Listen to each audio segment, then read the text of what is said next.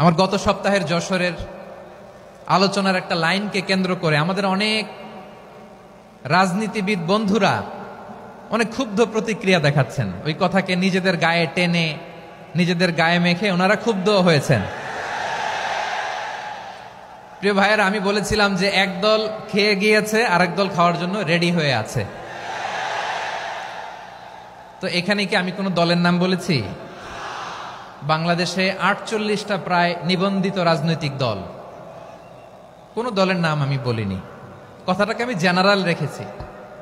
দায়ীদের বৈশিষ্ট্যই এটা, দায়ীরা জেনারেলি কথা বলে, যার যেই মেসেজ নেয়ার তারা সেখান থেকে নিয়ে নেয়।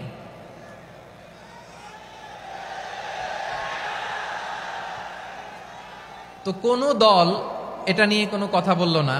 আপনারা এটাকে নিজের গায়ে যে মাখালেন, এটা ঠিক হয়নি। আমি বলবো যে এটা খুবই অনভিপ্রেত হয়েছে। কোনো দলকে টার্গেট করে বা কোনো দলের পক্ষে আমরা কখনো কথা বলি না। আমরা কোরআনের পক্ষে কথা বলি, ইসলামের পক্ষে কথা বলি, ঠিক কিনা বলেন?